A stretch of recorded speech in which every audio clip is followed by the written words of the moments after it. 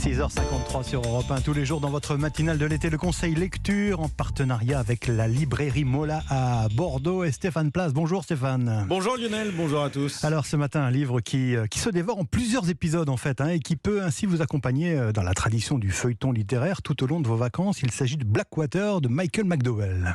Oui, à chaque été, sa saga, celle-ci est signée Michael McDowell, décédé il y a une vingtaine d'années. Cet écrivain fut l'ami de Stephen King. Il a aussi été à l'origine de Beetlejuice, adapté au cinéma par Tim Burton. Et pourtant, chez nous, McDowell reste un auteur peu connu. À tort, pour preuve, ses 6 volumes publiés en poche, un tome toutes les 2 semaines depuis le début avril, comme un feuilleton, ce qui avait été aussi le choix de l'éditeur lors de la parution de ce récit en 1983 aux États-Unis. Aujourd'hui, vous pouvez donc vous plonger dans la lecture intégrale de Blackwater, traduit en français, dans l'ambiance poisseuse d'une petite ville de l'Alabama, Perdido, qui subit une inondation terrible. L'histoire se déroule au début du XXe siècle et c'est là que l'un des membres d'une famille importante du coin, la famille Cascade, vient au secours d'une femme aussi belle que mystérieuse, Elinor. Alicia Honoré, libraire chez Mola. Elle est très belle, elle est très propre, alors qu'elle survit, soi-disant, depuis plusieurs jours dans ses eaux et dans cet endroit très sale. Elinor va rentrer tout de suite dans cette famille, elle va tomber folle amoureuse du fils aîné. Et là commence l'histoire.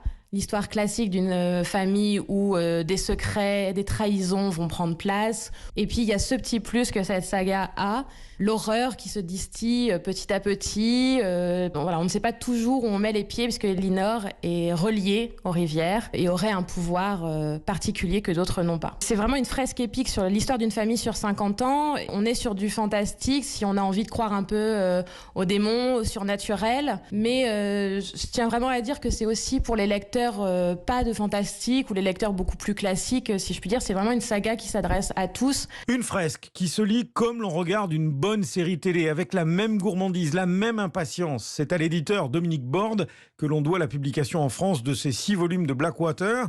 Dominique Borde, au micro européen de Nicolas Caro. On est dans une sorte de territoire un peu imaginaire, comme Stephen King l'a fait avec Castle Rock, J.K. Rowling avec Poudlard. Et c'est ça qui dégage une ambiance assez incroyable dans ce livre, qui fait le charme de l'ensemble du livre. C'est pas du tout un roman fantastique, en fait, c'est un peu épique. C'est essentiellement des histoires de femmes, des histoires de survie, des histoires de résilience.